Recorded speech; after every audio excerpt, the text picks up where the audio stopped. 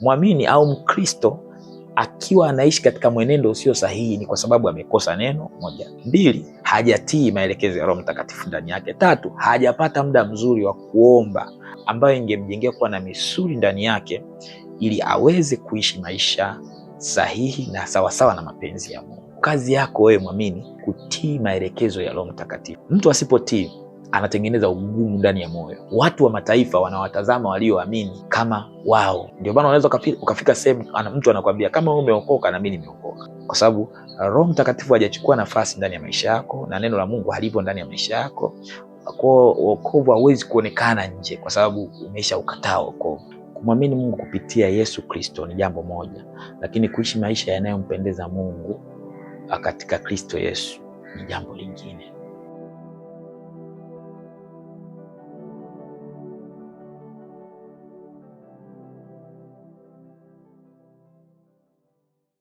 Kumwamini Mungu kupitia Yesu Kristo ni jambo moja, lakini kuishi maisha yanayompendeza Mungu katika Kristo Yesu ni jambo lingine. Ili mtu aweze kufikia hatua ya kuishi maisha ya kumpendeza Mungu, anatakiwa kumjua Mungu kwanza kupitia neno lake. Maana maandiko yanasema kwamba siri ya Bwana iko kwa wamchao katika Zaburi, naye atawajulisha agano lake. Unaweza kuwa umeokoka au umempokea Kristo kwa Bwana na Mwokozi wa maisha yako, lakini kama hautakuwa tayari kujifunza, kukaa, kufuatilia, kumjua Mungu, kuijua nafasi yako mbele za Mungu, kujua mapenzi ya Mungu ni yapi katika maisha haya kupitia maandiko yake, itakuwa ni ngumu sana kufurahia wokovu. Roho Mtakatifu anamsaidia mwamini kupitia neno la Mungu, kwa sababu yeye ni mwalimu, yeye ni kiongozi. Neno unalolipata analiunganisha na maisha yako, ndipo anakupa hatua. Macho ya roho hayawezi kuona vizuri kama hayatapata kulijua neno la Mungu kwa usahihi. Roho Mtakatifu ulitumia neno la Mungu ndani ya mwamini kumpeleka katika utendaji, kitu ambacho ni kigumu kwa mwamini kulisikia neno alafu kuingia kulitendea kazi. Hapo ndo kipengele kigumu. Mwingine anaweza akasema okay, kama ni issue alikuwa anakemewa kuhusiana na dhambi, mwenendo wa maisha ambao unampelekea kufanya dhambi au kuishi maisha ya dhambi, anaweza akasema okay, ngoja nijaribishe kufanya mara ya mwisho au ngoja nifanye ya mwisho then ndo na stop. Wakati Roho Mtakatifu anapokuambia hapo, ili kuweza kupona na kuweza kupata hatua mpya, ni lazima uchukue hatua hapo. Don't wait for another time. Ukisema nasubiria sijui mpaka nije nifunge maombi ya siku 3 kavu ndo naamini ndavuka, wakati siku hiyo unasisitizwa kukiacha kitu fulani.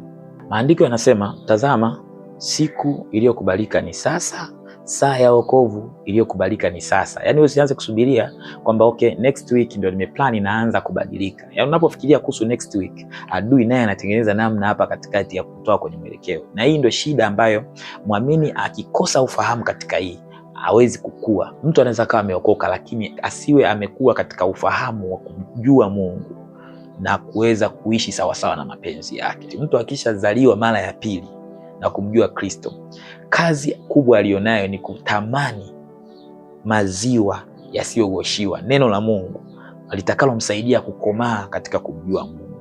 Na katika kumjua Mungu, anavyomjua Mungu, Roho Mtakatifu anamchukua katika utendaji. Na anapomchukua katika utendaji, sasa ni kazi ya mimi au kazi yako wewe mwamini kutii maelekezo ya Roho Mtakatifu. Mtu asipotii anatengeneza ugumu ndani ya moyo. Ule ugumu unamfanya ashindwe kumwamini Mungu, ashindwe kuishi sawasawa na mapenzi ya Mungu, na ashindwe hata kumsikia Roho Mtakatifu akiwa anamwelekeza. Wengine wanafikia hatua ya kwamba anasema nina amani. Sio amani, muda mwingine sio amani. Unakuta tu tayari kaharibikiwa, moyo umekuwa mgumu kiasi kwamba hata Roho Mtakatifu akimkumbusha kwa habari ya mambo fulani akimwelekeza, anaona kama okay, yani hawezi akayasikia au hawezi akayapokea kirahisi, kiasi kwamba watumishi wenzio wakimuuliza sasa mimi nina amani. Kumbe issue sio kwamba kuwa na amani, ni kwamba ndani ya moyo wake kuna ugumu ambao umefanya taarifa sahihi kutoka kwa Roho Mtakatifu isifanye kazi. Kazi yangu kubwa mimi ninayemwamini Kristo kwa Bwana na Mwokozi wa maisha yangu, kazi yangu kubwa ni kutafuta kwa bidii kujifunza kumjua Mungu. Imani huja kwa kusikia neno la Kristo. Sasa huna muda wa kusikiliza neno, huna muda wa kujifunza neno, imani haiwezi kukua. Na baada ya kujifunza neno, kuna kitu kingine kinafuata hapo, ni maombi. Maombi ni kama mazoezi ya kukiishia kile nilichokijua katika Mungu. Maombi ni mazoezi, maombi ni mawasiliano. Sasa kama maombi nitayachukua kama ni dharura, let's say mimi maombi kwangu ni mpaka nitakapoona mambo hayaendi ndipo naingia kwenye maombi, hiyo ni changamoto. Mtu yoyote yule ambaye anapenda kuwa na mahusiano mazuri na mwenzie lazima awe na mawasiliano. Kwa kama maombi nitayatumia kama dharura, itakuwa ni ngumu kupata matokeo sahihi.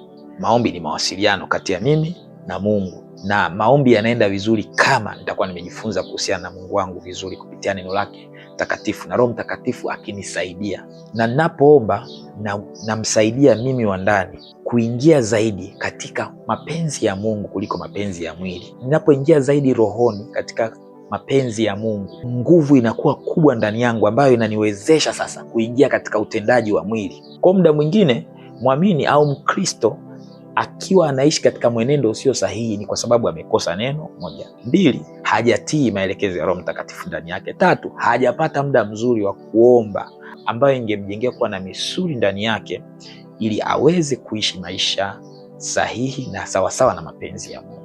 Saa ya wokovu ni sasa, wala usisubirie kesho. Wokovu unamhusu mtu yeyote yule. Tunapoendelea kumjua Mungu ndipo maisha yetu yanazidi kuwa imara na tunaendelea kusimama imara katika wokovu. Lakini kama nikisema sina haja ya kujifunza sana, nikapotezea neno, nikawa sina time ya kumwomba Mungu au kuwasiliana na Mungu wangu au kumsikiliza Roho Mtakatifu ndani yangu, basi nitakuwa nimejitengenezea udhaifu wa kuishi maisha yaliyodumaa katika Kristo. Ndio hayo sasa watu wa mataifa wanawatazama walioamini kama wao. Ndio maana unaweza ukafika sehemu mtu anakuambia kama wewe umeokoka na mimi nimeokoka. Aina ya maisha ameyaona, kwa sababu Roho Mtakatifu hajachukua nafasi ndani ya maisha yako na neno la Mungu halipo ndani ya maisha yako.